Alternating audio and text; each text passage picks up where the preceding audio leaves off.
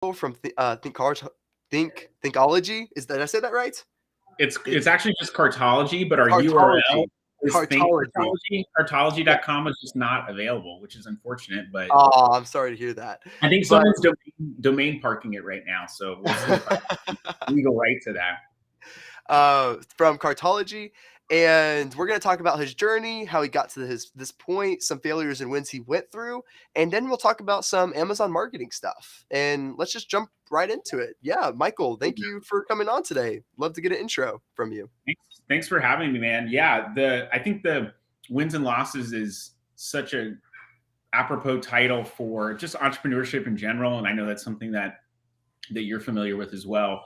But the Amazon marketplace is just fraught with issues and things that you can very easy traps that you can fall into without even intentionally knowing it. And then there are people that are intentionally doing things that are traps and that they shouldn't be doing. And they'll, I think, eventually likely get caught. But there is it's I say it's apropos because I've definitely experienced my fair share of losses or failures. It's wins and failures, whatever. I don't know what the name of the podcast is. It's you. I know it's Victor Dwyer and pirawna.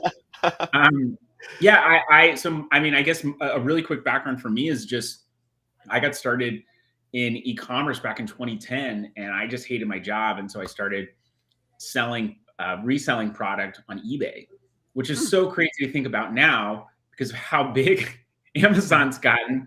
I didn't even start selling on Amazon until I had done the eBay thing for about a year, quit the other job I was working, and a friend who had helped me get started said, "Hey, let's have you started selling on Amazon? Have you thought about that?" I was like, "Amazon, okay, sure, I'll give it a shot." Just casually listed products. There were a couple that didn't get delivered that I didn't ship right away, and I got like suspended like very quickly. And I was like, "Oh, okay, well, I'll ship these products on time. It's going to be fine."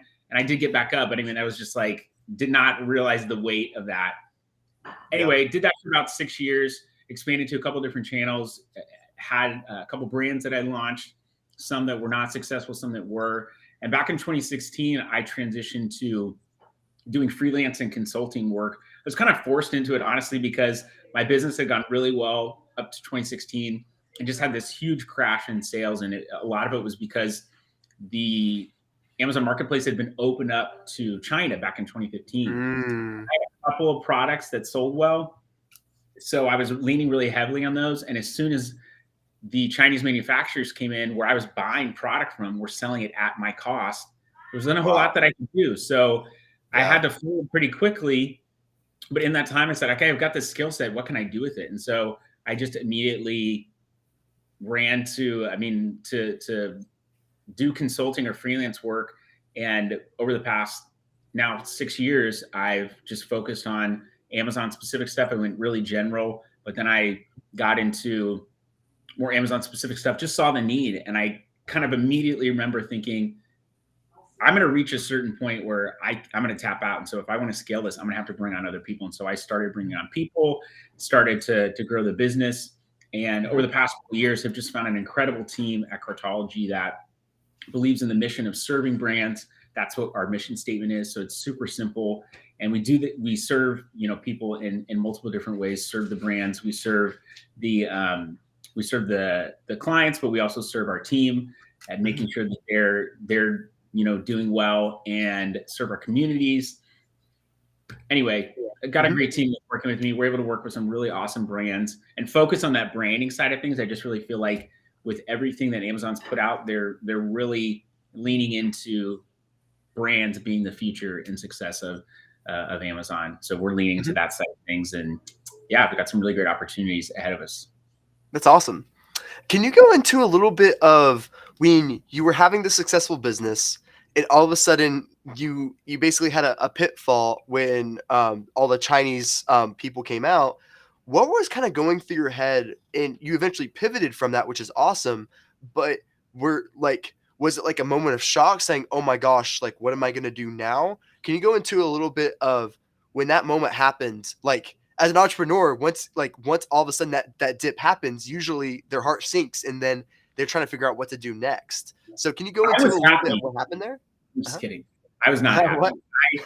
I would say shock was a big part of it.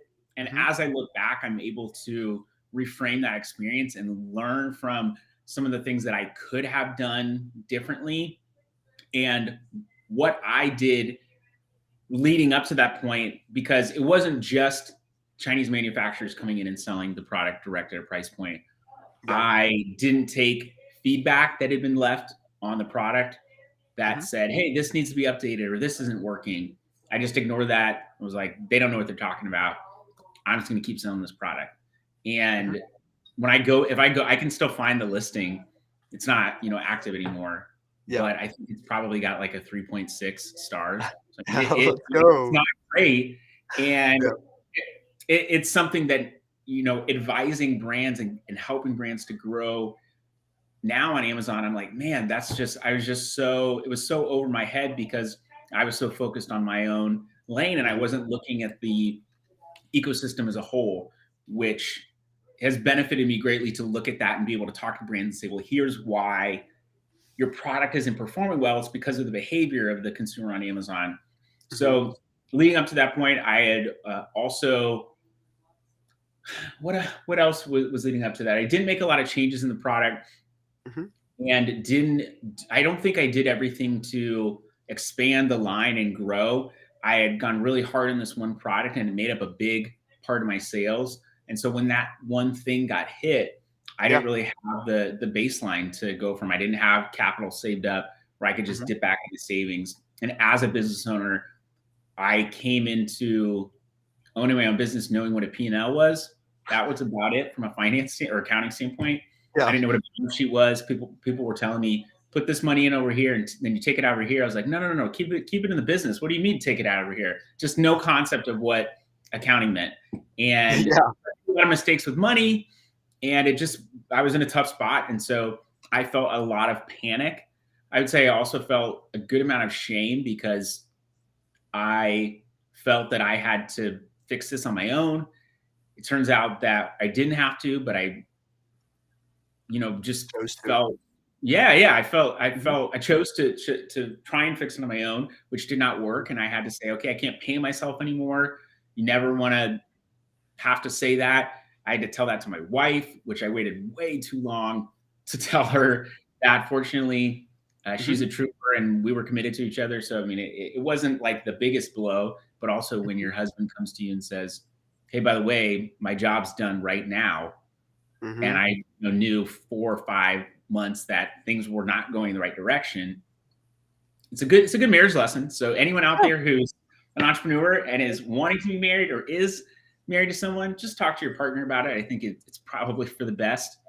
mhm, But in that moment, I had to get a full-time job while I mhm, started doing the consulting because I had past invoices that I had to pay off. I had all yep, this past stuff from my business that just stopped generating income that I was responsible for. And so mhm, I had left a job running a coffee shop back in 2010 or mhm. 2011. And I would have nightmares that I would be back managing a coffee shop and Wow. then I had failed. And Mhm, I got a job offer to manage a coffee shop, which is what I did while I was building my agency, the starts of my agency. And that felt like supreme failure. And I mhm, remember just going through that time realizing that I had this dream of what success would be like. I get my business to 7 figures, 8 figures, whatever the case might be. And because I had friends that were doing it, and that's just what was meant for mhm, me. And really, ultimately, there was a lot of spiritual clarity that I got during that time where I felt a pull of God saying like, hey, you kind of need to divert ways here. Like you're trying to control stuff, and that's just like there's not so much stuff that you have control over, so you need to let go. And it was yeah, during that process that I started to find more of my path, and in that serving of other people, I found a ton of fulfillment, but also I was able to utilize the knowledge and the stuff that happened to me. I had a client a couple years later who saw a ton of Chinese manufacturers come in and start selling a similar product, and his sales basically tanked overnight. I came in, looked at his account. I was like, I know exactly what's happening because this happened to me and my business Mhm. failed because of this. And one of the biggest, I think about one of the biggest success stories, and this was back in 2018, but the Mhm. biggest success stories was he wasn't running any advertising and Mm. business had pretty much grown organically. But when all these competitors came in, that cut into his velocity of sales. So he was starting to drop off the first page. A lot of the targets that he was going after, but with Yeah. no ads, he wasn't showing back up on the first page. So sales just started to go down. And so we worked with him. And over the course of that year, his business grew by the amount of ad spend that we spent. Meaning Wow. his business stayed stable. It didn't crash, but it was about Mhm. to. So we were able Yeah. to come back and spend a good amount on advertising, but he had a higher price point product, so it helped him to. He was able to sustain a lot more of the cost, and Mhm. that to me was, I was like, man, I was so thankful, realizing now, okay, well, I went through this in part to help to mold character, but also to help this gentleman who Mhm. could have lost his entire business, but we were able to help save that. And so that was just an Yeah. example of the things that ultimately was much more fulfilling for me to be part of. And what's interesting is, let's say hypothetically that you continued to have success within your business. I think, like, at its core, failure makes it where you have a realization of the true person that you are. Meaning that that is when you are the most you will ever be, because once you are in that failure state saying, "Oh my gosh, I failed," then you really start to pick apart of who you are. You lose that, it's almost that you lose your sense of identity, and you have to figure out, like, well, like, for example, without my business, who am I? Who, That like, was one you of have to the say, biggest who things am that I? was one of the biggest problems I had. I had identity in my business. And even when my business wasn't successful, my wife said, or when my business was successful, my wife said, you still just didn't seem happy. And like it just wasn't enough. And I was always pushing, pushing, pushing. And my identity was wrapped up in the success or failure of my business. And when that happened, I was able to step back and say, and I had a lot of great people pouring into me, giving me advice and praying for me. And I felt, so blessed to have those people in my life. And the message that I received was, you're worthy. You were made and created and here on earth for a reason. I'm still kind of figuring that out. And I just was I had been lost up to finding e-commerce. And I think Mhm. in that process, I got a little lost as well, getting caught up in my businesses, my identity. And when I was able Yeah. to step away from that, I've still had challenges and things I've had to traverse on this service agency side. But being able to walk away from the day and say, okay, this was a tough day, but that doesn't mean that I'm a failure. Yeah. That was huge. And I would never have learned that if I hadn't have gone through a period where my identity was challenged and I had to say, okay, well, yeah, who am I? Who is Michael Maher? Mhm. I don't know this guy if he's not a successful business owner. And that was what that failure that felt like, if I just the story was done there, yeah, it would have Mhm. seemed like a total failure. But over Mhm. time, and there's been a lot of things that have reminded me of that period of, man, just really trying to build something from scratch that's Yeah. not easy. And I know I'm almost positive you've had that same Mhm. experience. Building something from nothing is difficult. And Yeah. I'd never built an agency before. I had no clue what I was doing. I had managed people before. I had done stuff on Amazon and eBay and a WooCommerce site, WordPress WooCommerce site. And so I had done all this stuff, but I never built an agency before. But Yeah. fortunately, I have that entrepreneurial thought process of, I'm just going to go and try this. Let's see what happens. Not always the best, but I was willing to get out there and just fail, but then get back up and say, okay, well, like that didn't work. So let's go and do this other thing. When my identity wasn't attached to it either, it made it Mhm. feel a lot less personal. So, question for you: when you were going through this state of saying, "Oh wow, um, like, I failed at this point," what made you say that, when I start this agency, this will be different? Like, I'm gonna have a different outcome because of A, B, and C. What made you? What was your thought process of getting to that point? when you were trying to get back up to your ramping up stage of starting to work again? Well, first of all, I just want to say I'm watching you as you're talking to me, and I'm very envious of your beard. You've got an incredible beard. You should be very proud of that. This is all I can grow. So I have to maintain this, but kudos on having good genetics. Let's just Thank you. for everyone who's watching. That's a really great, it's a really great question. And I would say, especially in the beginning, I was trying to figure out the way, and I was a lot more open to what was going to come across my path, because I realized Mhm. that I really didn't have, I had control of my reaction and what direction I was going to Mhm. take. But there were some opportunities that presented themselves to me, and there were others that were just not available. And so I Yeah. was a little bit more, I would say, aware of what I was going after and saying, okay, this could work out, this might not work Mhm. out. What are Yeah. some other things that I can focus on? What's the next step? And so be a lot more intentional, I guess, about Mhm. what I was doing, and not just falling into, well, it's just this path and it's already kind of predestined and that's what I'm gonna go down. So I was a little bit more alert and aware of what was coming across my path, and then how I Mhm. reacted to that was also, what can I learn? How can I adjust this and tweak this?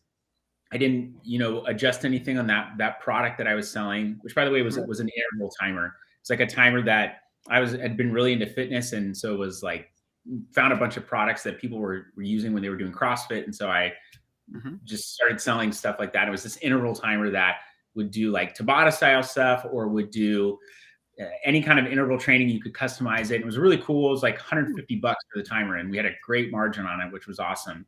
Mhm. And that was that, but that product I didn't update or make any changes when people made comments on it. And so I was a lot more open to getting feedback and getting critiqued and bettering myself, and just putting Mhm. myself, finding opportunities and saying,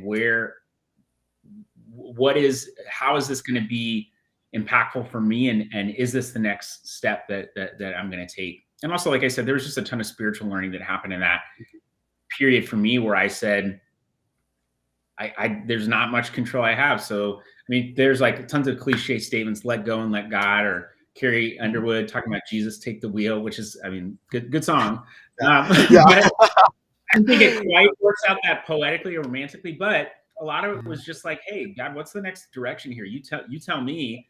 And Mhm. I think you could look at that a lot of different ways, but really I just was saying, I know I don't have control here. So whatever's coming next, I'm open for it. And I also know that it's not going to be easy. I've had failures and negative experiences in the past. Mhm.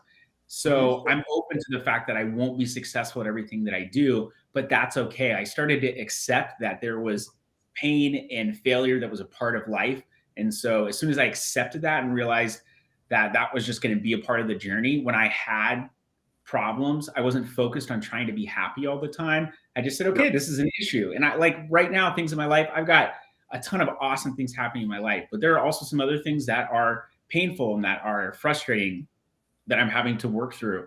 And yet Mhm. I'm trying to, throughout that process, say, okay, I'm going to continue to be joyful in this process, instead of just saying, oh, woe is me, and why is this happening to me, and whatever Mhm. the case might be. So it was a lot of just being open and more aware, but also kind of accepting that there were going to be some things, some shovels of poopy. I don't know if I can curse on this show, so I won't. Yeah, you can. Yeah, you can. No worries. Okay, shovel some shit. I knew that I was going to have to do that. So I was like prepared for that. I had a shovel ready, Mhm. and when it came time, I did what I needed to do. It's almost that you found an additional purpose that like you said, okay, this happened to me, and then you when you created your next business, it was more purposeful. It's kind of like your first business, you kind of fell into it and you were kind of doing it because you felt like you had to in a way. But Yeah, then yeah, the second business, you're like, okay, I actually like want to do this. Like I want to start this. And then once you have a purpose, failures are just a part of that. Like you know where you're going, and then it just becomes a part of that rather than once you get fallen into something, once you fall into something, when failures come your way, it's just like, oh my gosh, now I have to deal with this. Oh my gosh, now I have to deal with this. But when you lead with purpose, you're actually having a vision of where you want to go, and you're going, okay, problem, no problem. Like I can go around that. Like I feel like Are that's you kind also of a what certified happens. counselor? How are you able to target the stuff that I'm telling you so well? That's pretty much it, man. You said it way more succinctly than I did, but that really was it. There was like, okay, I see beyond just the circumstances. Yeah, that's great. And so now with this business, so now that you kind of have that vision, where do you see yourself in the next 5, 10 years? Like, is this something that you want to keep pursuing? Is like what is your end goal? Like like it doesn't have to be like in the next 30 years. Like what is your end goal of success? Like what is your I want to be this person. Like what is the end goal of all this happening? Well, besides having a great beard, I want to be the next VP of marketing at Piranha. Uh, Honestly, so I was actually talking to someone this morning about success, and honestly, I am living the success that I want to have. I've got Mhm, greater dreams and aspirations and things that I want to accomplish, but I think for me, success is not like I'm not trying to grow the biggest Amazon agency with Cartology. What mhm, we are trying to do is be really impactful in the work that we're doing. And so that means, one, do we have the best people on our team? And that doesn't always mean, or do they have the strongest skill set? But some of the best people on my team have come in with some basic knowledge and a willingness and an openness to learn. And one of the other things that's hard to find sometimes in people is, are they willing to troubleshoot and figure it out? There are people on my team who I give them something and it's in their wheelhouse and they don't necessarily know how to do it. And I'm like, I need you to figure this out because I don't have time to do this, or this is kind of your thing. So you need to work on it. And they'll come yeah, back with solutions. And having those kind of people on your team, like my team, Cartology, is successful due in large part to the people that are on my team that are handling these accounts. yeah, I'm the face of the company and I am helping to secure sales and build out the future and the direction.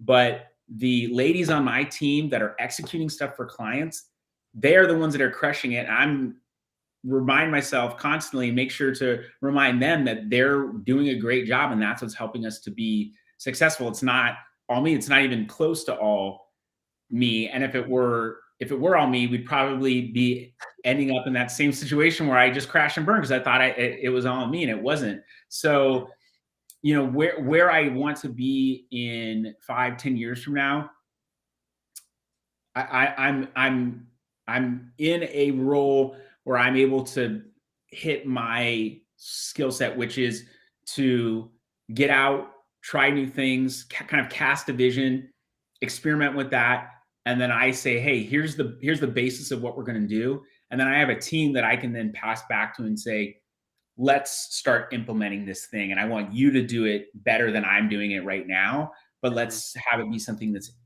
we're integrating into what we're doing. So mhm, getting engaged with a influencer marketing, which has just blown up over the past couple of years, I'm going out and saying, how can we integrate this into what we're doing and create some kind of initial structure for something and then turn that over to my team and say, let's start doing this or let's start handling this. And so I'm able to be the visionary that and be the person that can kind of get out and just say, I don't really know this territory very well, but I'm going to figure it out. I'm okay to do that. That's within my skill set.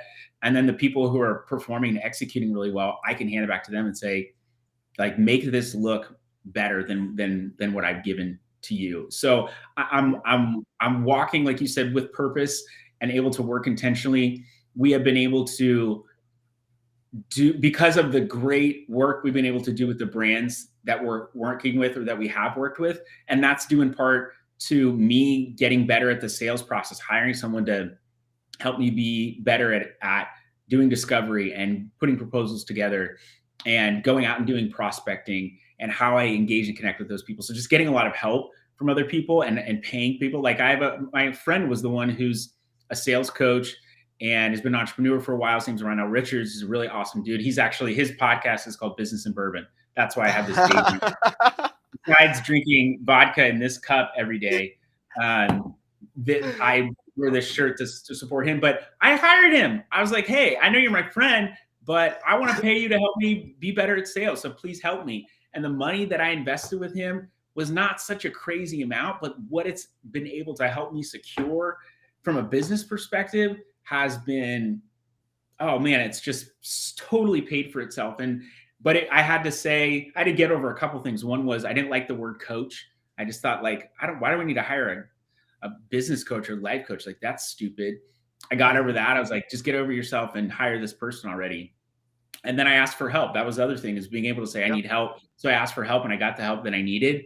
And guess what? I ended up being successful, the thing that I asked for help with. So I think that's one of the things I've encouraged other entrepreneurs to do, is just ask for help when you need something. Don't try to think you have to do it on your own, but also be willing to shell out to get someone who's going to actually help you get to the place that you need to. There's a lot of snake oil salesmen and saleswomen out there. You know, both guys and girls can be snake oil salesmen. Let's be real with it. But I think if you can find someone who's, you know, worth their salt and they know what they're talking about, hire that person, hire that guy, hire that lady to help you to be better at to be better in your business so that you can help the people around you. If I didn't get the help that I needed, my team wouldn't have the opportunities to be successful. And so I had to better myself in order to make sure that they had what they needed. So, you know, 5 to 10 years from now, I want to continue, where I'm at right now, I want to continue to grow what Cartology is doing. We're intentional about who we're taking on, not exclusionary, but just saying, okay, one, do we believe in your product?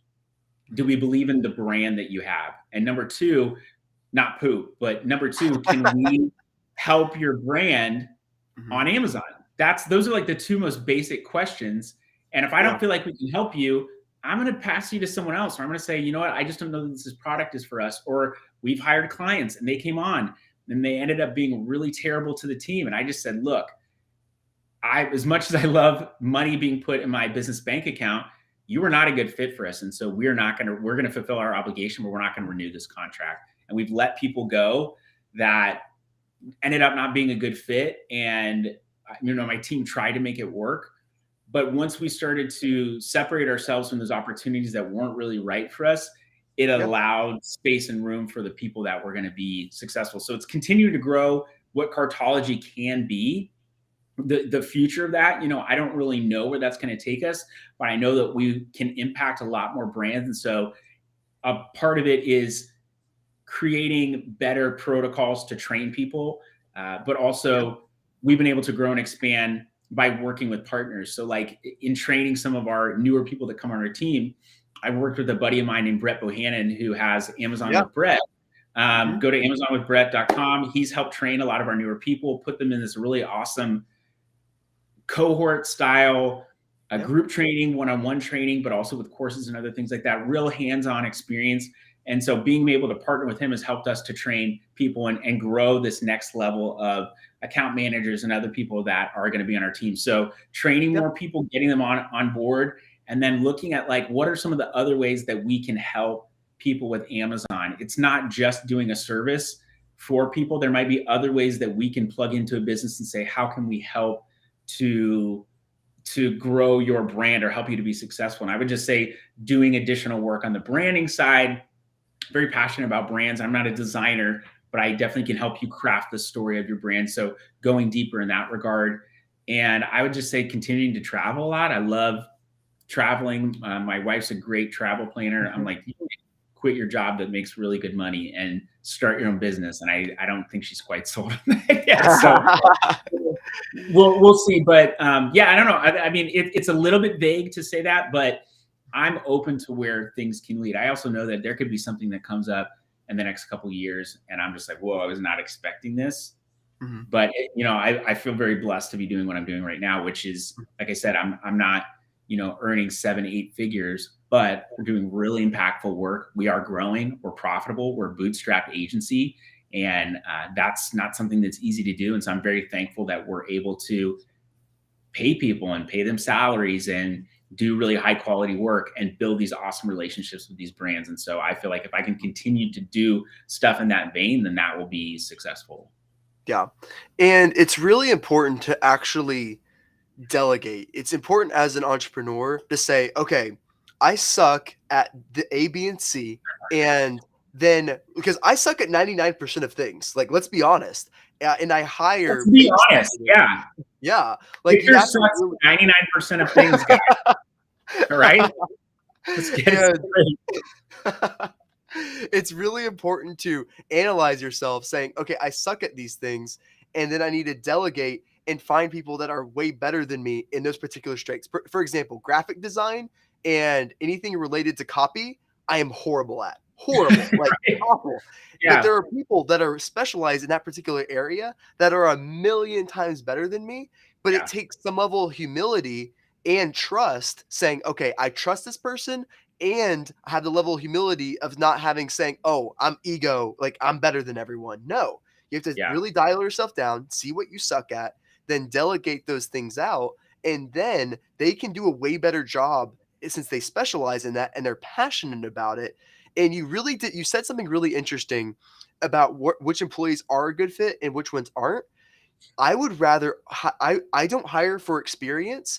I hire based off passion, meaning that I know someone with 10 years of experience is great, but if they hate their job on a daily basis, they're not going to try very hard when something new, if like troubleshooting what you were saying, if something Yeah. new comes up, they're not going to care. They hate their job. They're not going to Yeah. try. They're But just trying to make someone money to passionate, make ends meet. exactly, but someone passionate that only knows a month of what they're doing, they're going to navigate those troubleshooting because they enjoy it. They're going to actually have purpose and go through those obstacles and because they enjoyed what they do on a daily basis. So passion is a lot stronger for me than experience when it comes to hiring people and hiring employees. Oh no, I'm Mhm. very much on page with that. And I would say one of the biggest things that I've had to do with the people that I brought on my team is I don't think they really, I mean, I know they don't know how smart and how with it they are and the capabilities that they have. And so a Yeah. big part of what I've had to do is say, you are doing a great job and you can do even more stuff. Not necessarily better, but like you have more capability that you can that you can do things. So I will say, hey, I want you to step into this position and I want you to lead this. And it's like, oh, I don't know if I can do that. I'm like, no, you definitely can. I'm already seeing you do it. You just need to take this title because it's really just a title change. You're already kind of doing this stuff that we're Yeah. talking about. So Yeah. it's being willing to delegate and say, like there was a woman that I hired on my team who's become such a key player, and she started out in advertising, but she was saying, hey, why are the listings, why don't they look like this, why aren't we doing this better? And I'm like, I know you love advertising, but I'm pretty sure you're an account manager that's disguised as an advertiser. And when I was Yeah. doing a lot of the client related work, I was handling advertising. I was really focused on the strategy and the ad side of things. And so when I brought her on, she crushed it for clients on the ad side. And I was like, look, you've done a better job than I've ever done. And I prided myself in being good at advertising, but you've done a better job than I ever have.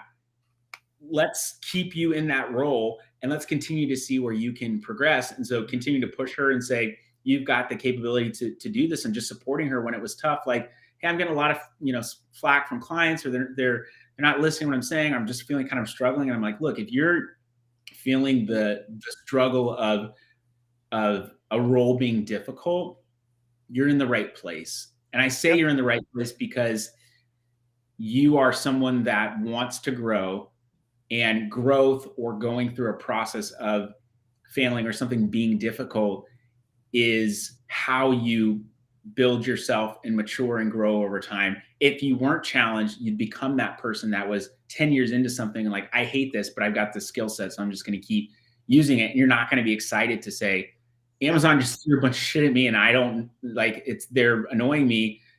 How do I figure this out? And you can actually go in and say, hey, I can figure out how to get around this problem or work through this with Amazon. A lot of it, I think, is just persistence. There's Yep. a lot to be said for being able to send a case back to seller support and say, we need to get this fixed. We're sending it to the appropriate teams. Have you fixed this yet? We're talking to the appropriate people. Have you Yeah. fixed this yet? Being persistent and doing that, a lot of times it feels like you're slamming your head against a wall. Yeah. That could just be what's necessary in that role. So being able to delegate and finding people that have the aptitude to learn and the capability to say, I want to grow and I want to be pushed, finding those kinds of people have been incredible. And it's also been the best hiring strategy, because when I find those people and they really get clicked into their role and they're just crushing it in their role, they know that we're growing. And so they start referring people that they know, that they're not going to refer bad people, because what do people say? You don't crap where you eat. So they're not going to bring on someone that sucks. And I don't know if you've ever heard that before, but yeah, you don't I've want people. not. You don't crap where you eat. So, or you don't, you want to bring good people into the environment. And so they're referring people that are super high quality people. Sometimes there are other people who have a great desire to learn and grow, but they're just not feeling fulfilled in the work that they're doing. And so Yep. we bring them on, and they're some of the best people that we've had. And then they refer other people. Yeah. We have this, I kind of have this running joke. I've pegged these two teams against each other. Maybe it's like the Jeff Bezos and me. I'm trying to silo people so they can be more competitive. But just jokingly, we've had Yeah. our team is 100% remote, and there's more people that are outside of the U.S. than there are people that are inside the U.S. that are on our team. And I intentionally hired from anywhere because I didn't want to pay money for an office. Let's be honest, I didn't have the kind of capital to invest in that. I wanted to be able to work from anywhere.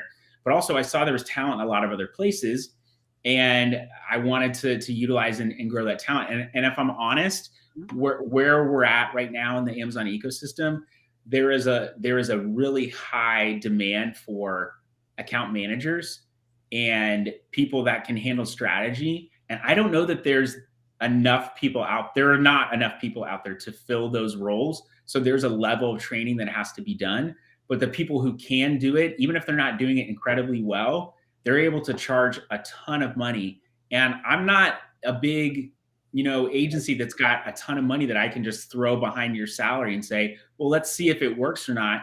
You have to be worth what we're paying you. And also, I'm not making what you might think I'm making. And I can't come in and bring you, who's not contributing the same stuff, helping grow the agency because you're doing a mediocre job, and pay you this super crazy large amount. So the economics of that sometimes doesn't work out. And I tell my team, like, you could maybe go to a much larger agency and make more, but will you also be appreciated in that same way? Will your time be respected? Are you expected to be on call? Are you expected to work 80 hours a week? Like, I'm not telling people to do that. They're not on call on the weekends. They're not on call in the evenings. They work when they need to do their work. The clients are satisfied. Like, that's what the goal and the objective is. But when I start to bring on those people and they're fulfilling the role they do, and they start to bring on those other people, that's been the best hiring strategy I had. And then, people will say, like, oh, we're like one big family.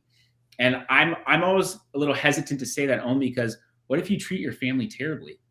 What if you're like really rude to your mom, or, a bad spouse? I don't want to be in your family. So I feel like as a high functioning team, being able to take and receive feedback, but also be willing to say, hey, what's your feedback on how I performed? Did I do a good job? That means I also have to be willing to say, did I do a good job here, or did I fail on that? And if I failed, hey, I'm really sorry for how that happened and how that played out.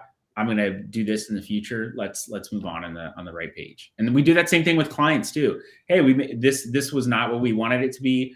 And so we're going to make this adjustment, and moving forward, we're going to go and do XYZ so that this thing doesn't happen. We're humans, but we try to rectify those things as we go along too. Mm-hmm.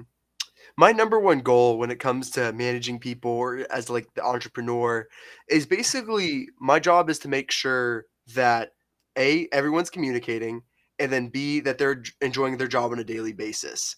Like, there's so many different ways to put people in a successful position to where they actually enjoy what they do. If they're a normal human being, you can see, okay, is this person an analytical person? Is this person an artistic person? Is this person a English person? Like, meaning that there's certain subsets of skills that you can categorize people and put them in the best stage of success. So that way you have to realize that you have to really start to understand these people and say, okay, they're most likely going to be successful here. and put them in the best places for success, because I've been in positions where a person might be really good at what they do, but they don't enjoy it. Yeah. So then eventually they're either going to quit and find something they will enjoy, or you have to put them in a position, take them out of that thing that they're really good at, and then put them in something they actually enjoy, which is very unfortunate at like it's short term, but long term it's going to be better for everyone. So Playing that it's a long game hard is thing to do. difficult too. So the fact that you're investing in people and saying, I want to see this thing play out long term and not just the short win, I think speaks volumes to it's a more difficult road to go through oftentimes, but I think it is the best end result, and it's more fulfilling for hopefully everyone that's involved. Because my goal, I think so long term, is my goal is to establish a relationship with a person. So Yeah. if one of my best employees said they were leaving, and what I did was as I made a video for them saying like, hey, like rather than like being like saying, oh my gosh, I can't believe you're leaving. Why are you doing this? How could Yeah. you do that? It's like I literally I made them a video saying, hey, thank you so much for the work you've done. You're awesome. Like, if you ever like, thank you so much for you do. We love you. Like, you're welcome back anytime. Hope everything's okay at home. Like, just let me know. You're always welcome back. And Yeah. she said she started crying. It's like it's amazing the impact, because I'm going for a relationship. Short term, this was bad for me. This situation was Right. bad. Yeah. It is. Yeah. But That's part I of doing want to business. have a relationship with this person, saying long term, in the next 10 years, she might end up coming back. Actually, that particular case, she didn't leave because she said that video was so amazing that Oh, like she wow. actually stayed. Yeah, but that's huge, Yeah, man. The fact that you're willing to say this is not good for me short term, but I know that having this kind of relationship with you, there's so many could be impactful. There's so many people that leave companies and are now coming back. There's no like set up shop and work somewhere for 40 years and then retire. There's a lot of yeah, moving back and forth, and you could even end up in a role with someone in a different company or whatever your career trajectory is. So I mean, that I think is relationships is like is the crux of social media. If you're really leveraging things like LinkedIn well, you're building relationships with people. That's how you and I connected, was on LinkedIn. yep, And we were actually able to meet in person at Prosper this year, which was super cool. And you were just going around talking to everyone and creating all this great content and doing Victor Dwyer stuff. And then I, seen you since then. And now we're back on, talking on a podcast together, which is awesome. So yep. being able to build a relationship with someone, that has been so much more fruitful for me, even personally, but also professionally. If I invest in a relationship with someone, I don't know where it's going to lead. I may not get money from you, and that may not be the direction that we go, but you might be able to refer me, and you appreciate the quality of character as opposed, and because of that, I might say, hey, I'm not so good at this thing, but I am good at doing this thing. And you're going to trust that because I've been consistent in what I've been saying and what I've been doing. And so that could lead to, I mean, so many different things. And people underestimate the power of personal brand. Like, most people think about, okay, when I'm pushing my business, I need to make ads about my business and increase that. But they Yeah. really underestimate the power of a face and someone. People like following people most of the time rather than companies. So Mhm. having the power of personal brand makes it where no matter what happens in your life, you always have that name, Victor Dwyer or whatever that name may be, that I'm changing my power name of to having Dwyer, by it's the your way. yeah, it's your reputation. Exactly. Yeah. Like that's what makes you special. And that the power of that is astronomical. When you establish that relationship with someone, it makes it where in next 10 years, that may completely change your life potentially. I am legally So, changing my name to Victor Dwyer though, too. So yeah. I was gonna say that yes, that's huge. And I will work with people, and when they change companies, I go with them because I'm like, it was not the organization. Like, you had great tools in this organization, but I want to work with you. Mhm. And so Yep. I've followed people in that places, like my personal banker, my business banker. I'm like, she's awesome. So wherever she goes, I'm going with her because she took a chance on me when things were not great for me, and she's been super helpful to me and checks in with me. And I'm not even technically in her target clientele, like revenue area, but we've grown and been successful because of. Uh, Thank you. I'll take it. Thank you, Dan. Thank Best you. comment ever. So I would say that just building that relationship has been so much more beneficial to me than loyalty to a company or something like that. Yeah, I totally agree. Thank you, Dan, for the nice comment. Unfortunately, that's all we have time for today. Michael, please tell the audience how to find you, what your website is. Please give them all that information. Go to victordwyer.com. You can find me at whatever my address is. If you want to connect with me, start building a relationship, you can find me on LinkedIn. That is the place that I'm socially the most active. If you want to learn more about my agency, Cartology, you can go to thinkcartology.com, or you can just email me directly, michael@thinkcartology.com.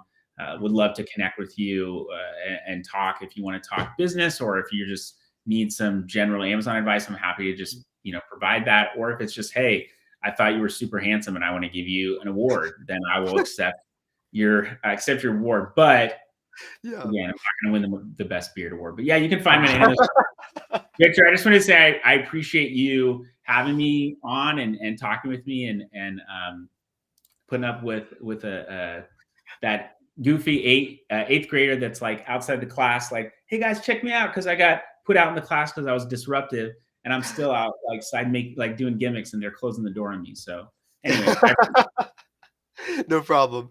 Thank you so much for coming on, and thank you everyone for listening, and we will talk